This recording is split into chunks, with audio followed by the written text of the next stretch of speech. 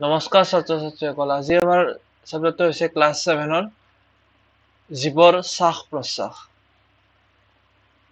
জীৱৰ শ্বাস প্ৰশ্বাস বুলি ক'লে তোমালোকে এইটো কথা মনত ৰাখিবা, জীৱৰ এটা লক্ষণ আছে ই উশাহ নিশাহ লয়। আমি যি নাকেৰে উশাহ লৈ আছো প্ৰতিটো মুহূৰ্তত, সাধাৰণতে মানুহে 1 মিনিটত 15 পৰা 18 বাৰ, সাধাৰণতে যিটো যদি বহি থাকে আৰামছে 15 পৰা 18 বাৰ উশাহ লয় নৰ্মেল হিউমেন বিং। আমি যদি দৌৰি থাকো বা কাম কৰি থাকো বা এক্সাৰসাইজ কৰি থাকো তেতিয়া আমাৰ কি হয়, উশাহ নিশাহৰ স্পীডটো বাঢ়ি যায়। সেইখিনি কথা আমি এই চেপ্টাৰত পঢ়িম, কেনেকৈ আমি উশাহ নিশাহ লওঁ, আমাৰ হাওঁফাওৰ দ্বাৰা কেনেকৈ উশাহ লওঁ বা অন্য জীৱ জন্তুৱে কেনেকৈ উশাহ নিশাহ লয়। উশাহ লোৱাৰ উদ্দেশ্য বেলেগ একো নহয়, উশাহত কি থাকে, আমাৰ অক্সিজেন থাকে। বায়ুৰ পৰা আমি কি হয়, নাকেৰে আমি উশাহ লওঁ আৰু উশাহত কি থাকে, অক্সিজেন গেছটো থাকে। আৰু এই অক্সিজেন গেছটো আমাক কি লাগে, আমাৰ জীৱৰ যি কোষ আছে দেহত, আমি যি জীৱবিলাক যি কোষৰ সমষ্টি, এই গোটেই জীৱৰ এটা হ'ব লাগিলে, আমি যদি মানুহ এটা হ'ব লাগে, সেইবোৰ হৈছে কোষৰ সমষ্টি। এই কোষবোৰ লগ লাগি কি হয়, এটা কলাৰ সৃষ্টি হয়। মানে একে কাম যদি কৰে কোষবিলাকে, সেইটো কি কয়, কলা বুলি কয়। এটা কলাবোৰ লগ লাগি কি হয়, এটা অংগ সৃষ্টি হয়। ঠিক তেনেকে চকু এনেকে আমাৰ এটা অংগ, হাওঁফাও এটা অংগ আমাৰ, যাৰ দ্বাৰা আমি উশাহ নিশাহ লওঁ। এই অংগবোৰ কি হয়, অংগবোৰ যদি কাম কৰিব লাগে, তাৰ কাৰণে কি হয়, শক্তিৰ প্ৰয়োজন। গোটেই জীৱ এটা চলি থকাৰ কাৰণে কি হয়, শক্তিৰ প্ৰয়োজন। শক্তিৰ অবিহনে কি হয়, জীৱটো ধৰি ৰাখিব নোৱাৰে বা জীৱিত হৈ থাকিব নোৱাৰে। শক্তিৰ প্ৰবাহ যেতিয়ালৈকে জীৱ এটাত চলি থাকে, তেতিয়াই জীৱনটো সম্ভৱ। যদি আমাৰ কি হয়, অক্সিজেনটো এই কাৰণে লাগে যে আমাৰ খাদ্য খোৱাৰ পিছত, খাদ্য সৰু সৰু টুকুৰা হ'ল। আমি প্ৰাণীৰ পৰিপুষ্টি চেপ্টাৰত এই বিষয়ে পঢ়ি আহিছো, অধ্যায় 2। প্ৰাণীৰ পৰিপুষ্টি আমি পঢ়ি আহিছো যে খাদ্যবোৰ কি হয়, সৰু টুকুৰা হৈ, আমাৰ যদি ফল মূল খাওঁ, তাৰ পৰা কাৰ্বহাইড্ৰেট জাতীয় খাদ্য যদি খাই দিওঁ, তেতিয়া কি হ'ব, তাৰ সৰু টুকুৰা হৈ গ্লুক'জ হৈ যাব। গ্লুক'জৰ কি থাকে, আমাৰ শক্তি থাকে। আৰু এই শক্তিবোৰ ক'ৰ পৰা আহে, আল্টিমেটলি ক'ৰ আহে, সূৰ্যৰ পৰা আহে। আৰু এই গ্লুক'জৰ শক্তিখিনি ভাঙাৰ কাৰণে, গ্লুক'জৰ ভিতৰতহে শক্তিখিনি সোমাই আছে, সেই শক্তিখিনি ভাঙি উলিওৱাৰ কাৰণে তাত কি লাগিব, আমাক অক্সিজেন গেছ লাগিব। আৰু অক্সিজেন গেছটো আমি কিহৰ দ্বাৰা ল'ম, নাকেৰে আমি বায়ুৰ পৰা অক্সিজেন গেছটো উশাহ হিচাপে লৈ ল'ম। আৰু নিশাহ হিচাপে আমি কি এৰি দিম, কাৰ্বন ডাই অক্সাইড গেছ। সেইখিনি কথাই আমি এতিয়া এই চেপ্টাৰত শিকি ল'ম ধুনীয়া কৰি। তোমালোকে সেইকাৰণে চাই থাকা, ভালকে মনোযোগ দি শুনি থাকা, কথাবিলাক ভালকে শুনি থাকিলে কথাবোৰ ক্লিয়াৰ হৈ যাব। এতিয়া কথাটো এইয়ে, আমাৰ জীৱৰ কি হ'ল, আমি কোষৰ সমষ্টি। কোষটো হৈছে কি হয়, জীৱনৰ একক। জীৱৰ মৌলিক এককটো কি বুলি কোৱেশ্চন আহিলে কি লিখিব লাগিব, কোষ। জীৱ এটা হ'ব লাগিলে কোষ এটা থাকিব লাগিব। সেইকাৰণে আমাৰ কি আছিল, এককোষী প্ৰাণীৰ বিষয়ে পাই আহিছা। এককোষী প্ৰাণী মানে এমিবা আছিল, য'ত এটা কোষ আছে, য'ত সকলো কাম হয়, খাদ্য গ্ৰহণ, খাদ্য আমাৰ যি অলাগতিয়াল আছে সেইবোৰ মলত্যাগ, সেই গোটেইখিনি কাম, উশাহ শ্বাস প্ৰশ্বাস সকলো কাম কি হয়, এটা কোষতে হয়। কিন্তু যেতিয়া আমাৰ মানুহৰ ক্ষেত্ৰত বা গৰু ছাগলী বা গছৰ ক্ষেত্ৰত আহিব, তেতিয়া আমাৰ কি হয়, অলপমান জটিল হৈ পৰে কথাবিলাক। সেইখিনি আমি চাই ল'ম এতিয়া। বিশেষকে মানুহৰ ক্ষেত্ৰত কনচেপ্টখিনি আমি ক্লিয়াৰ কৰি ল'ম। কোষ হৈছে কি লেখা আছে, কোষ হৈছে জীৱদেহ গঠনৰ আৰু কাৰ্যৰ ক্ষুদ্ৰতম একক। এইখিনি কথা তোমালোকে বুজি পালা। কাৰ্য আৰু গঠনৰ একক। গঠন মানে কি হ'ল, আমাৰ দেহটো এটা গঠন এটা আছে, আকৃতি এটা আছে।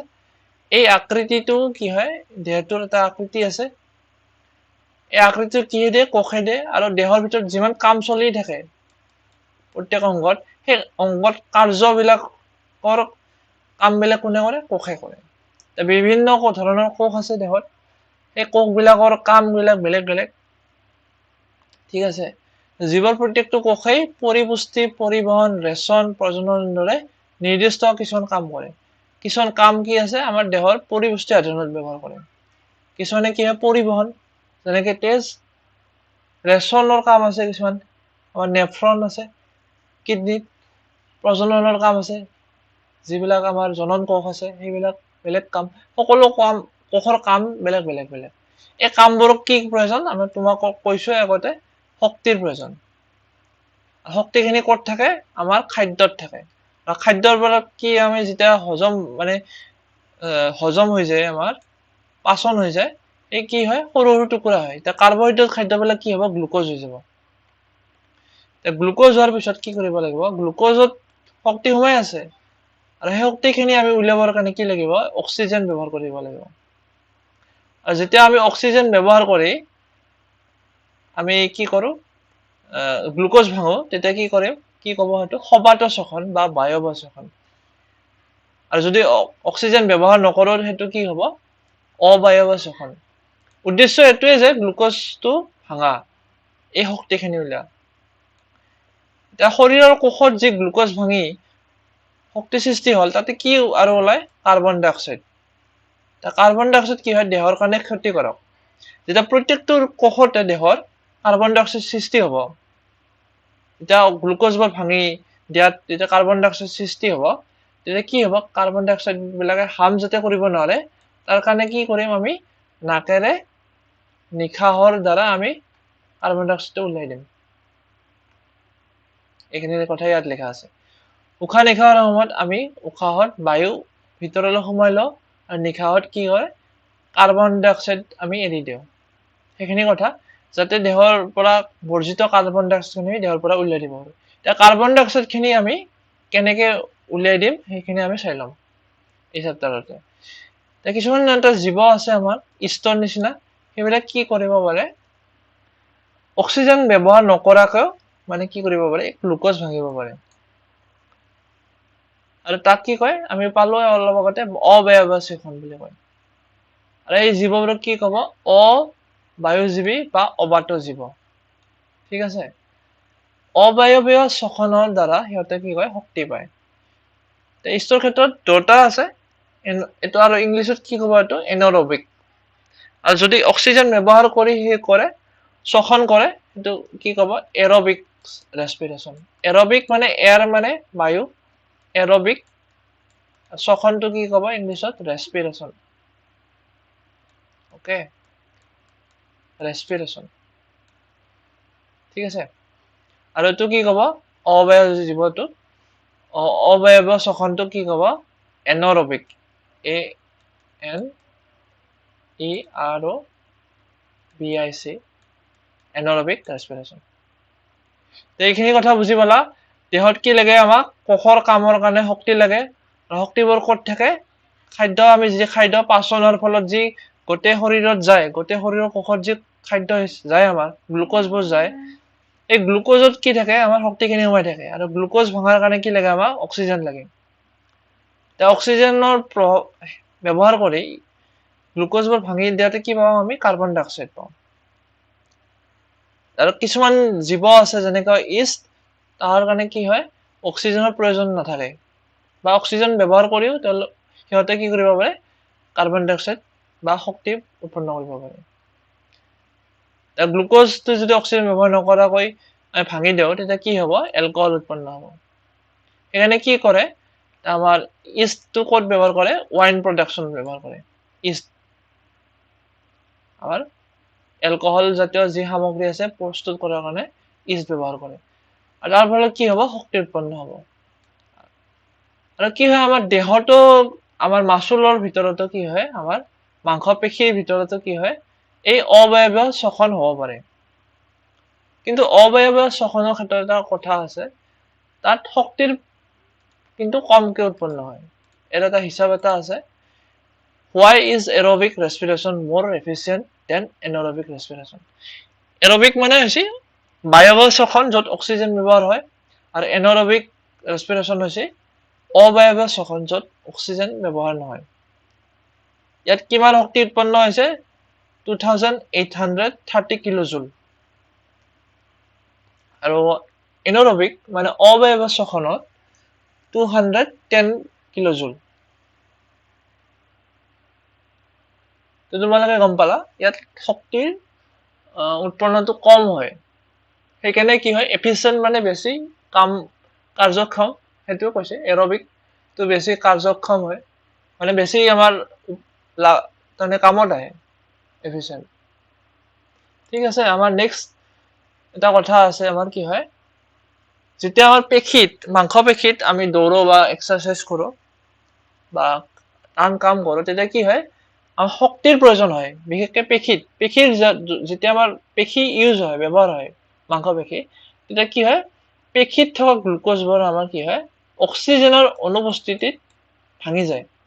আৰু তাত কি উৎপন্ন হয় লেক্টিক এসিড প্লাছ এনাৰ্জি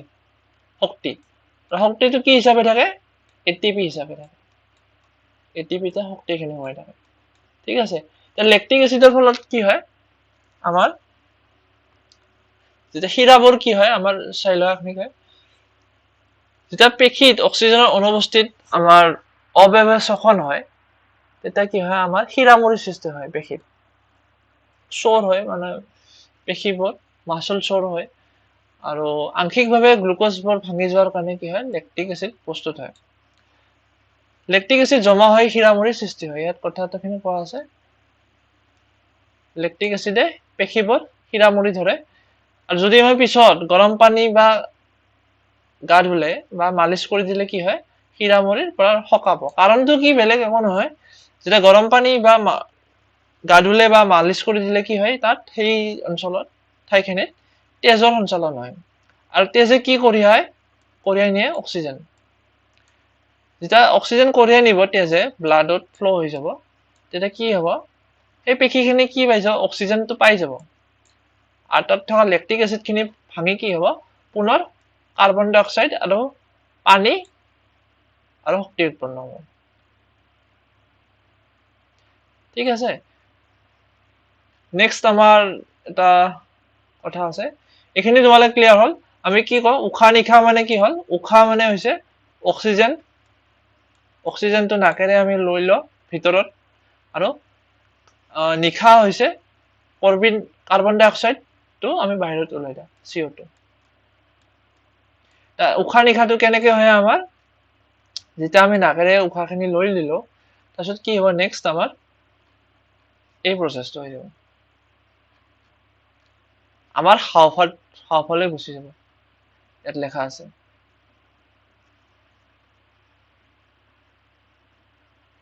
আমি কেনেকে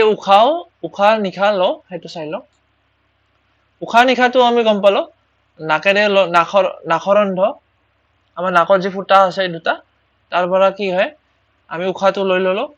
আৰু নাসিকা গহ্বৰত সোমাই যাব তাৰপিছত নাসিকা গহ্বৰত সোমোৱাৰ পিছত আমাৰ বায়ু নলী যি আছে আমাৰ শ্বাস নলী তাৰ ফলত শ্বাস নলী দি গৈ তাৰপিছত নেক্সট কি যাব আমাৰ হাওফালে যাব আৰু আমাৰ লাংগত যাব লাং most important organ আমাৰ হাওফাওটো বহুত ইম্পৰ্টেন্ট অৰ্গেন হয় হাওফাও অবিহনে আমি কি কৰিব নোৱাৰো অক্সিজেনটো ল'ব নোৱাৰো মানে অক্সিজেনৰ আদান প্ৰদান ইয়াতে হয় তোমালে ক্লাছ 9 না 10 পাই যাবা এই বিষয়ত শ্বাস প্ৰশ্বাসৰ বিষয়ে বেছি ডিটেইলছত পাই যাবা ঠিক আছে নেক্সট আমাৰ বক্ষ গহ্বৰত কি থাকে আমাৰ হাওফাও থাকে বক্ষ গহ্বৰ মানে কি হৈছে আমাৰ এটো বক্ষ গহ্বৰ তাৰে ভিতৰত কি থাকে আছে আমাৰ হাওফাওটো আছে আৰু হাওফাওক আবৰি কি আছে আমাৰ কামিহাৰ আছে ৰিবস কিটা আছে আৰু হাওফাওৰ বক্ষ গহ্বৰৰ তলেদি কি থাকে আমাৰ এটা মধ্যস্থতা থাকে বা কি কয় এটো ডায়াফ্ৰাজামৰ কেনেকৈ কাম কৰে আমি চাই লওঁ ইয়াৰ কথাখিনি তোমালোকে আগতে পঢ়ি লোৱা এই মধ্যস্থতা বা ডায়াফ্ৰাজাম থাকে উশাহ নিশাহৰ লগত কি হয় মধ্যস্থতা আৰু কামিহাৰৰ সঞ্চালন জড়িত হৈ থাকে কামিহাৰবোৰ কি থাকে আমাৰ পেশীৰ লগত কানেক্টেড হৈ থাকে যেতিয়া পেশীটো আমাৰ মুভমেন্ট হয় আমাৰ স্প্ৰেড হয় যেতিয়া আমি উশাহ লৈ লম তেতিয়া কি হ'ব হাওফাওৰ আকাৰটো বাঢ়ি যাব আৰু যেতিয়া হাওফাওৰ আকাৰটো বাঢ়ি যাব যেতিয়া উশাহত অক্সিজেনখিনি সোমাই যাব দেহত হাওফাওত তেতিয়া কি ইয়াৰ আকৃতিটো বাঢ়ি যাব ইয়াৰ লগে লগে কি হ'ব কামিহাৰৰ মানে কি হ'ব ইয়াৰ আকৃতিটো সলনি হৈ যাব আৰু লগতে মধ্যস্থতাখিনি কি হৈ যাব তললৈ সোমাই যাব ঠিক আছে ইয়াৰ আকৃতি যেহেতু বাঢ়ি যাব মধ্যস্থতাখিনি তললৈ সোমাই যাব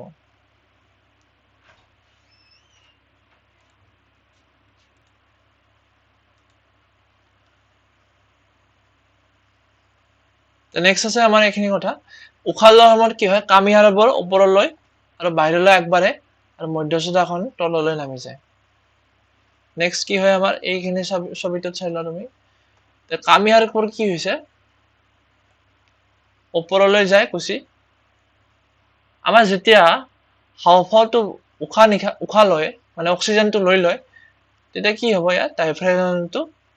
ডায়াফ্ৰামটো তললৈ গুচি যাব চাই থাকা এনিমেশনটো যেতিয়া উশাহ ল'ব ডায়াফ্ৰামটো তললৈ গুচি যাব আৰু নিশাহত কি হ'ব যেতিয়া আগৰ অৱস্থালৈ গুচি যাব হাওঁফাওঁটো সৰু হৈ যাব উশাহ ল'লে কি হ'ব নিশাহ এৰি দিলে কাৰ্বন ডাই অক্সাইড এৰি দিলে কি হ'ব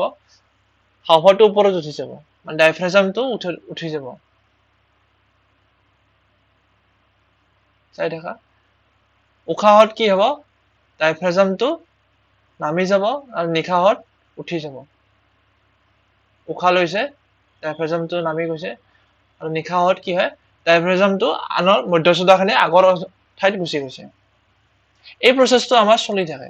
যেতিয়া আমি উশাহ লওঁ নিশাহ লওঁ চলি থাকো উশাহ নিশাহৰ এই প্ৰচেছটো এনি টাইম আমাৰ চলি আছে যদি আমি লক্ষ্য নকৰোঁ বা এই বিষয়ত আমি মন নিদিওঁ আমাৰ দেহত এই এনি টাইম এই কথাখিনি চলি আছে আৰু এই হাওঁফাওঁতে কি হয় আমাৰ অক্সিজেন আৰু কাৰ্বন ডাই অক্সাইডৰ কি হয় আদান প্ৰদান হয় উদ্ভিদৰ ক্ষেত্ৰত বেলেগ হ'ব এই প্ৰচেছটো তাত ষ্টমাটা আছে পত্ৰৰন্ধ্ৰ আছে তাত হ'ব ঠিক আছে এইখিনি কথা আমাৰ মূলতঃ যেতিয়া হাওঁফাওঁ বায়ুৰে পূৰ্ণ হয় নিশাৰ সময়ত যেতিয়া কামিহাড়বোৰ তললৈ যায় আৰু ভিতৰলৈ গতি কৰে তেতিয়া মধ্যস্থতাখন ওপৰলৈ অৰ্থাৎ ইয়াৰ পূৰ্বস্থানলৈ গুচি যায় সেইখিনি কথা আমি এনিমেশনত দেখা পাইছো এইখিনি হৈছে মধ্যস্থতা তোমালোকে দেখা পাইছা এইখিনি মধ্যস্থতা ডায়াফ্ৰাম এইখিনি কি হয় নিশাহত উঠি যায় আৰু উশাহত যেতিয়া আকৃতিটো বাঢ়ি যায় হাওঁফাওঁৰ ই তললৈ নামি আহে এইখিনি কথা ইয়াত ছবি হিচাপে আছে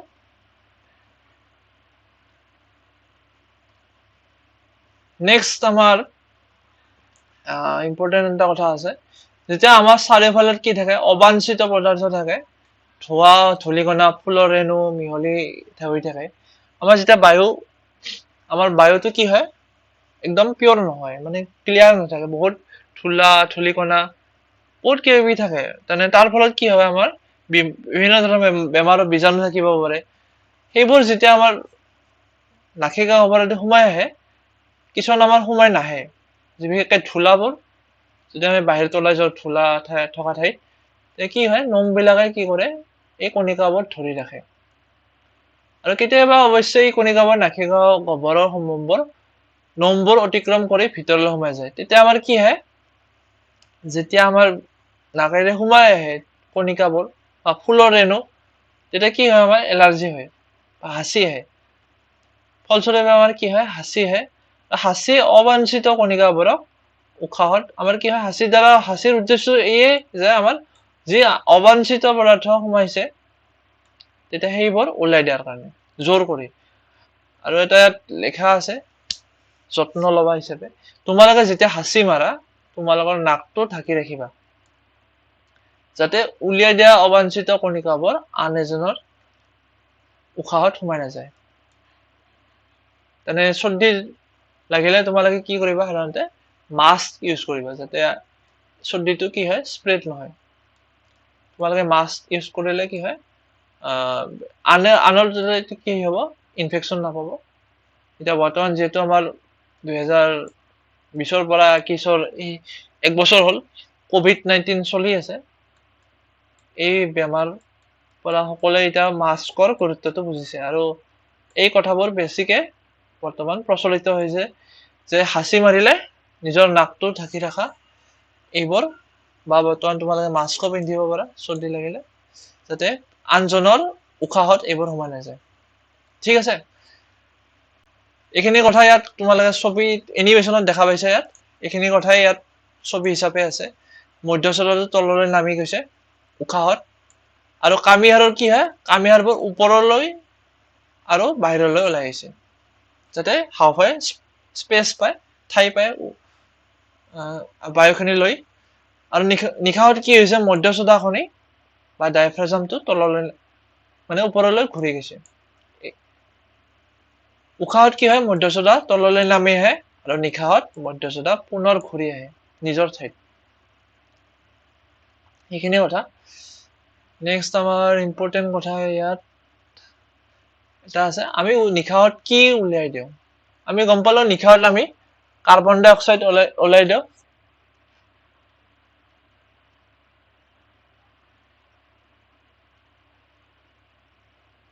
ঠিক আছে, এটা এক্সপেৰিমেণ্ট দিয়া আছে ইয়াত। নিশাহত কি আমি যে কাৰ্বন ডাই অক্সাইড ওলাই দিওঁ, তাৰ প্ৰমাণ কি? প্ৰমাণ হিচাপে কি কৰা গৈছে ইয়াত চাই লোৱা তোমালোকে। কাৰ্বন ডাই অক্সাইড যদি আমি ফুৱাই দিওঁ পৰীক্ষানলী এটাত, য'ত আমি লাইম ৱাটাৰ বা চূণ পানী ৰাখি দিওঁ, তেতিয়া ৰংটো কি হৈ যাব, ক্লিয়াৰ যদি আছে তেতিয়া বগা হৈ যাব বা মিল্কি হৈ যাব, গাখীৰৰ নিচিনা। ইয়াত এনেকুৱা হৈ যাব। ইয়াত লাইম ৱাটাৰ চূণ পানীত যদি আমি এনেকে দি দিওঁ, এনেকুৱা কালাৰ হৈ যাব। ঠিক আছে, ইয়াত কি প্ৰডিউচ হ'ব, কেলছিয়াম কাৰ্বনেট। নেক্সট আছে আমাৰ এটা ইম্পৰ্টেণ্ট কথা, উশাহত লোৱা বায়ু আৰু নিশাহত এৰি দিয়া বায়ুৰ পৰিমাণটো কি হয়। উশাহত কি আমি লওঁ, 21% অক্সিজেন আমাৰ কি থাকে, আমাৰ বায়ুত থাকে, তাৰ পৰা আহে। আৰু কাৰ্বন ডাই অক্সাইড কি থাকে, বায়ুত থাকে, সেইখিনি আহি যায়। উশাহত আহিব পাৰে, এইখিনি কথা। কাৰ্বন ডাই অক্সাইডো সোমাই যাব পাৰে। আৰু নিশাহত এৰি দিয়াত কি থাকে, আমাৰ 16.4%, 16.4% কি হয়, অক্সিজেন আমি এৰি দিওঁ। আৰু কাৰ্বন ডাই অক্সাইড কি দিওঁ, 4.4%, 4.4% CO2। নেক্সট আছে আমাৰ অন্য প্ৰাণীৰ উশাহ নিশাহ। অন্য প্ৰাণী মানে মানুহক এৰি এইবোৰ হাতী, সিংহ, গৰু, ছাগলী, ভেকুলী, জেঠী, সাপ, চৰাই আদিৰো কি হয়, মানুহৰ নিচিনা বক্ষ গহ্বৰত হাওঁফাওঁ থাকে। চ' সেইখিনি একেই হ'ব প্ৰচেছটো, যিহেতু বক্ষ গহ্বৰত থাকে, হাওঁফাওঁ থাকে। হাতী, সিংহ, গৰু, ভেকুলী, সাপ। ভেকুলীৰ ক্ষেত্ৰত কি হয়, ভেকুলীয়ে কিন্তু ছালেৰেও উশাহ নিশাহ ল'ব পাৰে। সেইকাৰণে কথা ইম্পৰ্টেণ্ট। নেক্সট আছে আমাৰ পঁইতাচোৰা। পঁইতাচোৰাৰ ক্ষেত্ৰত কি হয়, পঁইতাচোৰা এইটো দে, তাৰ ক্ষেত্ৰত কি হয়, শ্বাস নলিকা থাকে কিছুমান, আৰু কি থাকে, বায়ু ছিদ্ৰ থাকে দেহত। ছবি এটা চাই লোৱা তোমালোকে। ইয়াত কি থাকে, পঁইতাচোৰাৰ ক্ষেত্ৰত দেহত, ইয়াত স্পেৰিকল থাকে বা বায়ু ছিদ্ৰ থাকে, বা ট্ৰেকিয়েল ট্ৰাংক থাকে। বায়ু ছিদ্ৰৰ মাজত কি হয়, আমাৰ অক্সিজেন কাৰ্বন ডাই অক্সাইডবোৰ আদান প্ৰদান হৈছে। স্পেৰিকলৰ পৰা কিহত যাব, ট্ৰেকিয়েল আমাৰ শ্বাস নলিকাত যাব, আৰু শ্বাস নলিকাৰ পৰা কি হয়, আমাৰ গোটেই বায়ু ছিদ্ৰৰ মাজেদি শ্বাস নলিকাত ধাবিত হৈ শৰীৰৰ কলাত বিয়পি পৰিব। শৰীৰৰ দেহত যিমান যি কলা আছে, কোষ আছে, তাতে সোমাই যাব। আৰু কলাবোৰত যি আমাৰ কি হয়, এৰবিক ৰেছপিৰেশ্যন হয়, তাৰ ফলত যি CO2 উৎপন্ন হ'ব, সেইখিনি CO2 আৰু নেক্সট আমাৰ কি হ'ব, শ্বাস নলিকাইদি বায়ুৰ ৰন্ধৰে বাহিৰত ওলাই যাব। একদম চিম্পুল প্ৰচেছ এইটো তাহাত। নেক্সট আছে আমাৰ কেঁচু। কেঁচুৰ ক্ষেত্ৰত কি হয়, সিহঁতে ছালৰ দ্বাৰা উশাহ নিশাহ লয়। কেঁচুৰ ছালখন কি হয়, চুলে সেমেকা আৰু বিজলুৱা হয়, আৰু তাৰ দ্বাৰা কি হয়, কেঁচুৱে নিজৰ ছালৰ দ্বাৰা উশাহ নিশাহ লয়, মানে গেছৰ আদান প্ৰদান হয়, অক্সিজেন, কাৰ্বন ডাই অক্সাইড। আৰু ভেকুলীৰ ক্ষেত্ৰতো কি হয়, মানুহৰ দৰে হাওঁফাওঁ আছে যদিও সিহঁতে ছালেৰে উশাহ ল'ব পাৰে। নেক্সট আছে পানীৰ তলত উশাহ নিশাহটো কেনেকে হয়। পানীৰ তলত আণ্ডাৰ ৱাটাৰ আমাৰ কেনেকে ব্ৰিথিংটো হয়।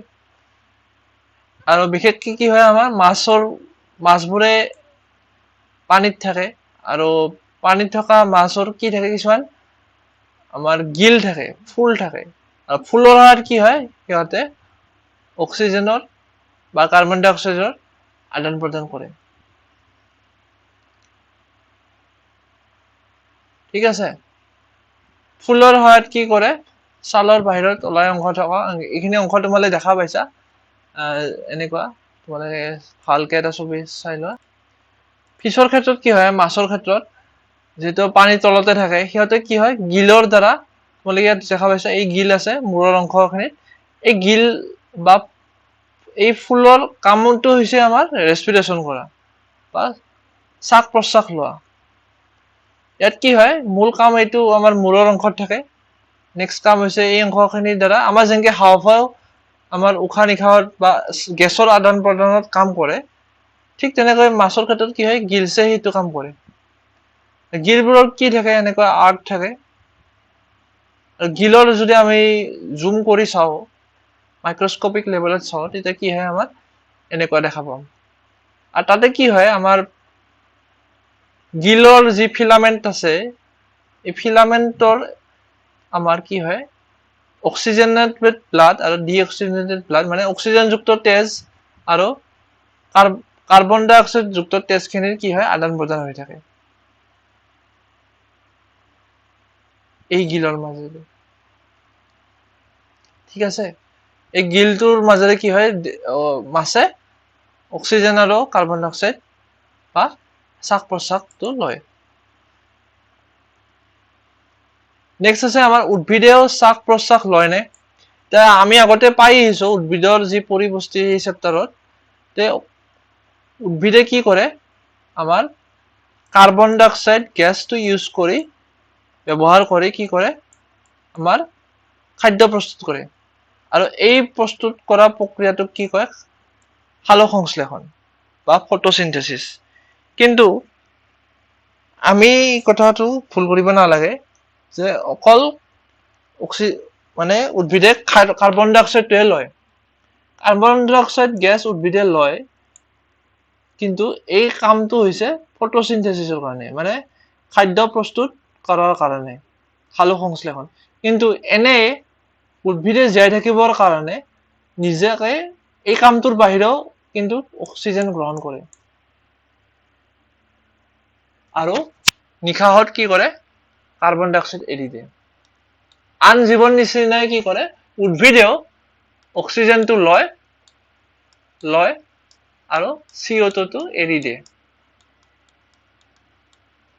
আৰু এই প্ৰসেসটো ক'ত হয় এই কথাখিনি কাৰণ চোৱা অক্সিজেনৰ মূল প্ৰয়োজন তোমালোকে আগতে কৈ আহিছো মূল প্ৰয়োজনটো হৈছে গ্লুকোজটো ভাঙা গ্লুকোজ ভাঙাত সহায় কৰে আৰু শক্তি উৎপন্ন কৰাত দেহত এই কামত আহে আৰু শক্তি উৎপন্ন কৰোতে যেখিনি অলাগতিয়াল পদাৰ্থ লয় তাৰে ভিতৰত এটা হৈছে কাৰ্বন ডাই অক্সাইড আৰু কাৰ্বন ডাই অক্সাইডটো কি কৰে উদ্ভিদে নিশাহত এৰি দিয়ে উদ্ভিদৰ প্ৰত্যেক অংশই স্বাধীনভাৱে বায়ুৰ পৰা অক্সিজেন গ্ৰহণ কৰে আৰু কাৰ্বন ডাই অক্সাইড এৰি দিয়ে এইখিনি কথা মনত ৰাখিবা যদি প্ৰশ্ন আহে উদ্ভিদে উশাহত কি গেছ লয় তেতিয়া আনসাৰটো হ'ব কাৰ্বন ডাই অক্সাইড অক্সিজেন আৰু উদ্ভিদে সালোকসংশ্লেষণৰ কাৰণে কি গেছ ব্যৱহাৰ কৰে তেতিয়াহে হ'ব কাৰ্বন ডাই অক্সাইড কিন্তু সাধাৰণতে যদি উদ্ভিদে শ্বাস প্ৰশ্বাসত কি কৰে উশাহত অক্সিজেন লয় নিশাহত কাৰ্বন ডাই অক্সাইড এৰি দিয়ে আৰু এই কামখিনি ক'ত হয় পত্ৰৰন্ধ্ৰ যি আছে পাতৰ মাজত যি ৰন্ধ্ৰ থাকে পত্ৰৰন্ধ্ৰত তোমালোকে পাই আহিছা এনেকুৱা ছবিটো দুয়োফালে কি থাকে ৰক্ষীকক থাকে আৰু মাজত কি থাকে পত্ৰৰন্ধ্ৰটো ষ্টমাটা ইংৰাজীত ষ্টমাটা বুলি কয় ইয়াৰ দ্বাৰা কি হয় অক্সিজেন আৰু কাৰ্বন ডাই অক্সাইডৰ বিনিময় হৈ থাকে নেক্সট এটা লাইন আছে শক্তি উৎপন্ন কৰিবৰ বাবে উদ্ভিদৰ আন জীৱৰ কোষৰ দৰে শিপাও কি কৰে অক্সিজেন বিচাৰে শিপাৰ ক্ষেত্ৰত চোৱা শিপাই কি কৰিব নোৱাৰে উদ্ভিদৰ এটা কথা লাইন এটা আছে উদ্ভিদই বিভিন্ন অংশৰ দ্বাৰা স্বাধীনভাৱে বায়ুৰ পৰা অক্সিজেন গ্ৰহণ কৰিব পাৰে শিপাইও কি কৰিব পাৰে বায়ুৰ পৰা অক্সিজেন গ্ৰহণ কৰিব পাৰে ই শিপাই কেনেকৈ কৰিব যদিও মাটিৰ তলত থাকে তাৰ মাটিৰ তলত কিছুমান কি থাকে বায়ুৰ কাৰণে কিছুমান ঠাই থাকে, মানে স্পেচ থাকে অলপ, আৰু সেই স্পেচৰ মাজেৰে কি থাকে, তাৰ পৰা কি কৰে, শিপাই অক্সিজেনটো গ্ৰহণ কৰে।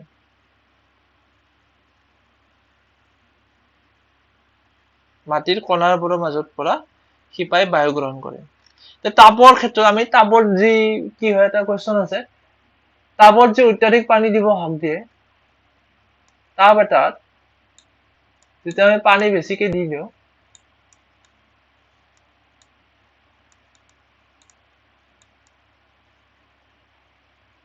তেতিয়া কি হ'ব, ইয়াত পানী বেছিকৈ গ'লে ইয়াৰ স্পেচটো নাথাকিব বায়ুৰ কাৰণে, আৰু তাত শিপা কি হৈ যাব, পচি যাব, বিশেষকৈ পচি যায়, বা বায়ু নাপালে মৰি যায়। এই দুটা কাৰণত তাপ যদি ঘৰত তোমালোকে ৰাখিব খুজিছা, তাৰ কাৰণে কি হ'ব, পানীটো বহুত মেইনটেইন কৰি ৰাখিব লাগিব। পানীটো বেছি দিয়াটো বহুত বেয়া, পানী কম দিলেও ভাল, কিন্তু বেছি দিয়াটো বেছি উপকাৰী। ঘৰত যদি তাপ ৰাখিছা তোমালোকে, পানীটো মাটিটো চুইহে দিবা তোমালোকে। মাটিটো চুই যদি তাত পানী পানী হৈ আছে, তেতিয়া পানী দিব নালাগে। যদি অলপ শুকান হৈছে মাটিটো, তেতিয়াহে টাবত পানী দিব লাগে। এইখিনি কথা তোমালোকে মনত ৰাখিবা। বাকী মূলত এইখিনি কথা আছিল, আমাৰ জীৱই কেনেকে শ্বাস প্ৰশ্বাস লয়, উশাহ লয়, আমি পাই আহিছো। কি হয়, মূল কথাটো এইখিনি মনত ৰাখিবা। মূল কথাখিনি প্ৰথম ভাগতে আছে। কেনেকে উশাহ লওঁ আমি, তোমালোকে গম পালা, বক্ষ গহ্বৰত কেনেকে আহে আমাৰ, এইখিনি তোমালোকে বুজি পাইছা। মধ্যস্থতাটো কেনেকে উশাহত তললৈ নামি যায়, হাঁওফাঁওটো যেতিয়া আমি নিশাহত কাৰ্বন ডাই অক্সাইড এৰি দিওঁ, তেতিয়া মধ্যস্থতা বা ডায়ফ্ৰাজামটো ওপৰত উঠি যায় আগৰ ঠাইত। সেইটো এটা মূল কথা। নেক্সট আছিল আমাৰ কি হয়, এজন পূৰ্ণবয়স্ক মানুহে কি হয়, 15 পৰা 18 বাৰ উশাহ নিশাহ লয় 1 মিনিটত, ইন 60 ছেকেণ্ড। আৰু যদি দৌৰো, আমি ব্যায়াম কৰো, তেতিয়া কি হয়, উশাহ নিশাহৰ পৰিমাণটো বাঢ়ি যায়। নেক্সট আছিল আমাৰ ইম্পৰ্টেণ্ট কথা, উশাহত আমি কি লওঁ, অক্সিজেন, আৰু নিশাহত কাৰ্বন ডাই অক্সাইড এৰি দিওঁ। আৰু এটা কথা আছিল, পেশীত কি যেতিয়া আমাৰ ব্যায়াম কৰো, তেতিয়া কি হয়, অক্সিজেনৰ অনুপস্থিতিত লেক্টিক এচিড উৎপন্ন হয়। আৰু লেক্টিক এচিডৰ কাৰণে কি হয়, শিৰা মৰি ধৰে পেশীত। আৰু শিৰামৰিটোৰ পৰা সকাহ পাবৰ কাৰণে কি কৰিব লাগিব, সেই শিৰামৰি ধৰা পেশীত অক্সিজেনৰ উপস্থিতি দিব লাগিব। মানে তাত তেজৰ ফ্ল'টো আনিব লাগিব। তেজৰ যি প্ৰবাহ, তেজৰ যদি প্ৰবাহ হয়, তেতিয়া কি আহিব, তাত অক্সিজেন আহি যাব। আৰু অক্সিজেন অহাৰ ফলত লেক্টিক এচিডটো ভাঙি তাৰ পৰা কি হ'ব, কাৰ্বন ডাই অক্সাইড আৰু পানীৰ সৃষ্টি হৈ যাব। নেক্সট আছিল আমাৰ শ্বসন 2 প্ৰকাৰৰ, যি কোষত হয়, এৰবিক আৰু এনৰবিক। বায়বীয় শ্বসন আৰু অবায়বীয় শ্বসন। বায়বীয় শ্বসন হৈছে যি শ্বসনত গ্লুকোজ অক্সিজেন ব্যৱহাৰ কৰি কাৰ্বন ডাই অক্সাইড পানীৰ শক্তিলৈ ৰূপান্তৰ কৰা হয়। গ্লুকোজক অক্সিজেন ব্যৱহাৰ কৰি কাৰ্বন ডাই অক্সাইড আৰু পানী আৰু শক্তিলৈ ৰূপান্তৰ কৰা হয়, তেতিয়া হৈছে সবাত বা বায়বীয় শ্বসন বা এৰবিক শ্বসন, এৰবিক ৰেস্পিৰেশ্যন। ঠিক তেনেকে এনৰবিকত উল্টা হৈ যাব, গ্লুকোজক কি হয়, অক্সিজেনৰ অনুপস্থিতিত ভাঙি দিয়া হয়, তেতিয়া কি উৎপন্ন হয়, এটা এলকহল উৎপন্ন হয়। আৰু ইয়াত কি হয়, তোমালোকে পাইছা, শক্তি কম সৃষ্টি হয়। এৰবিকত 2830 কিলোজুল আৰু এনৰবিকক 200 কিলোজুল, 150 কিলোজুল, এই কম পৰিমাণত শক্তি উৎপন্ন হয় বা শক্তি ৰিলিজ হয়। আৰু মূল কোৱেশ্যনটো হৈছে, আমি শ্বাস কিয় লওঁ, আমি অক্সিজেন কিয় প্ৰয়োজন, প্ৰয়োজনটো হৈছে কি হয়, গ্লুকোজটো ভাঙাৰ কাৰণে অক্সিজেন প্ৰয়োজন। আৰু গ্লুকোজটো কিয় ভাঙিব লাগে, গ্লুকোজৰ ভিতৰত কি থাকে, শক্তি সোমাই থাকে। আৰু শক্তি কিয় লাগে, শক্তিখিনি আমাৰ বিভিন্ন কামত লাগে। এতিয়া যি মই কথা কৈ আছো, তোমালোকে যি পঢ়ি আছা, গোটেইখিনি কামৰ কাৰণে কি হয়, শক্তি লাগে। চকুৰ আমি তোমালোকে চাই আছা, কাণেদি শুনি আছা, বা ব্ৰেইনে তোমালোকৰ কামখিনি কৰি আছে, দেহৰ বৰ্তমান তোমালোকৰ হজমৰ কাম হৈ আছে, পাচনৰ পৰিপুষ্টি, বা তেজে পৰিবহনৰ কাম কৰি আছে, বা কিডনীয়ে ৰেচন কৰি আছে, গোটেইখিনি কামৰ কাৰণে কি হয় শক্তিৰ প্ৰয়োজন ঠিক আছে সেইকাৰণে আমি কি লওঁ চাখ লওঁ সো এইখিনি কথা তোমালোকে নিশ্চিতভাৱে বুজি পাইছা আৰু বুজি যদি পাইছা তোমালোকে কোৱেশ্চন বিলাক চেষ্টা কৰিবা লিখিবৰ কাৰণে কি কোৱেশ্চন আছে তোমালোকে একবাৰ সাইডত উঠাবা কি কোৱেশ্চন আছে দৌৰ শেষ হোৱাৰ পিছত খেলুৱৈ এজনে সাধাৰণতে লোৱাতকৈ বেছি খৰকৈ দীঘলীয়াকৈ কিয় উশাহ নিশাহ লোৱাৰ মূল কাৰণটো হৈছে আমাৰ কি হয় এনাৰ্জি লাগে শক্তিৰ প্ৰয়োজন তোমালোকে প্ৰথম এই মাত্ৰ কলো কি শক্তিৰ প্ৰয়োজন বেছি হয় যেতিয়া আমি দৌৰি যাওঁ তেতিয়া আমাৰ শক্তি ব্যৱহাৰ হৈ যায় আৰু নতুনকে শক্তিৰ কাৰণে আমাৰ উশাহ নিশাহৰ প্ৰয়োজন বাঢ়ি যায় বায়বীয় আৰু অবায়বীয় শ্বসনৰ পাৰ্থক্য আৰু সাদৃশ্য তোমালোকক কলো বায়বীয়ত কি হয় অক্সিজেন ব্যৱহাৰ হয় অবায়বীয় শ্বসনত অক্সিজেন ব্যৱহাৰ নহয় আৰু বায়বীয় শ্বসন আৰু সাদৃশ্য হ'ব এটো হৈছে পাৰ্থক্য আছিল আগৰটো আৰু সাদৃশ্য হ'ব দুটাতে কি হয় শক্তি উৎপন্ন হয় আৰু কাৰ্বন ডাই অক্সাইড উৎপন্ন হয় বায়বীয় শ্বসন আৰু বায়বীয় শ্বসনত কি হয় শক্তিৰ পৰিমাণটো বেছি হয় আৰু অবায়বীয় শ্বসনত শক্তিৰ পৰিমাণটো কম হয় ঠিক আছে নেক্সট আছে আমাৰ কোৱেশ্চন যেতিয়া আমি উশাহত অতি বেছি ধূলিকণাযুক্ত বায়ু গ্ৰহণ কৰো তেতিয়া আমি সঘনাই কিয় হাঁচিয়াৰ উদ্দেশ্য হৈছে যাতে আমি যি আমাৰ অলাগতিয়াল যি আমাৰ অপ্ৰয়োজনীয় যি আমাৰ ধূলিকণা সোমাই গ'ল দেহত সেইখিনি আমাৰ দেহৰ পৰা পৰিত্যাগ কৰাৰ কাৰণে কি হয় হাঁচিয়াই দিওঁ আৰু হাঁচিয়াৰ ফলত সেই কণিকাবোৰ ওলাই আহে নেক্সট আছে আমাৰ সঠিক উত্তৰত চিন দিয়া পইতাচোৰাৰ শৰীৰলৈ কিহৰ দ্বাৰা বায়ু সোমাই আহে তোমালোকে পাই আছা এইটো হৈছে বায়ু ছিদ্ৰ গধুৰ ব্যায়ামৰ সময়ত আমাৰ ভৰিত জমা হোৱা কিহৰ বাবে শিৰা মৰি ধৰে কাৰ্বন ডাই অক্সাইড নহয় এলকহল নহয় পানী নহয় সেইটো হৈছে লেক্টিক এচিডৰ কাৰণে আমাৰ শিৰা মৰি ধৰে আৰু এটো কেতিয়া হয় গধুৰ ব্যায়াম হয় আৰু তেতিয়া কি হবে আমাৰ অবায়বীয় শ্বসন হ'ব অক্সিজেনৰ অনুপস্থিতিত তেতিয়া কি হয় লেক্টিক এচিড উৎপন্ন হয় কৰ পৰা হয় গ্লুকোজৰ পৰা গ্লুকোজটো ভাঙি আধা ভাঙি লেক্টিক এচিড উৎপন্ন হয় নেক্সট আছে আমাৰ কোৱেশ্চন এজন প্ৰাপ্তবয়স্ক মানুহৰ জিৰণিৰ সময়ত প্ৰতি মিনিটত স্বাভাৱিক উশাহ নিশাহৰ হাৰৰ গড় বিস্তৃতি সেইটো হৈছে 15 পৰা 18 নিশাহৰ সময়ত কামি হাড়বোৰ কি কৰে কামি হাড়বোৰ কি হয় ওপৰলৈ গতি কৰে নেক্সট আছে আমাৰ মিলাব দিছে এইকেইটা ইষ্ট কালত মিলিব কেঁচু ফুল এলকহল পক্ষ খবৰ সেইটো হৈছে এলকহল মধ্য সোডা আছিল আমাৰ ডাইফ্ৰাজামটো হাওফাওৰ তলেদি থকা সেইটো কালত আহিব হাওফাওৰ ছালটো ক'ত আহিব ছালটো কেঁচুৰ ক্ষেত্ৰত কেঁচুৰ যেহেতু ছালেৰে উশাহ নিশাহ লয় নেক্সট আছে পাতটোৰ ক্ষেত্ৰত কি হ'ব আমাৰ পত্ৰৰন্ধ্ৰ পাত আৰু পত্ৰৰন্ধ্ৰ মাছৰ ক্ষেত্ৰত আহিব ফুল ভেকুলীৰ ক্ষেত্ৰত কি আহিব আমাৰ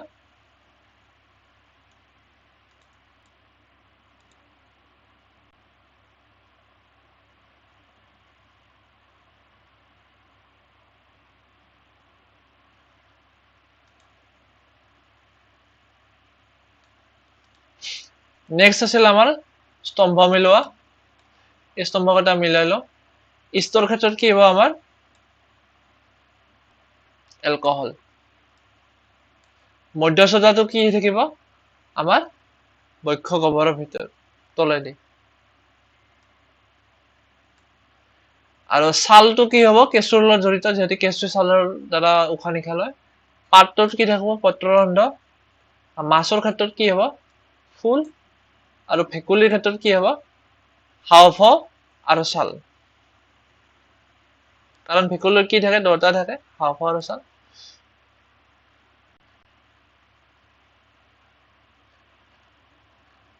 নেক্সট কেইটামান কোৱেশ্চন আছে তোমালোকে চেষ্টা কৰিবা ঘৰত কৰিব ঠিক আছে আজিলৈ ইমানতেই আমি এৰিলো চেপ্টাৰটো নেক্সট চেপ্টাৰ কেইটা আমি চাই লম তোমালোকে ইমান ধুনীয়াকৈ চলা নিশ্চয় তোমালোকে বুজি পাইছা কথাবোৰ আৰু কুৱেশ্যন আনচাৰবোৰ একবাৰ কৰি চাবা ঘৰত নিজে একবাৰ চেপ্টাৰটো পঢ়ি চাবা তেতিয়া সকলোবোৰ ক্লিয়াৰ হৈ যাব ঠিক আছে আজিৰ কাৰণে ধন্যবাদ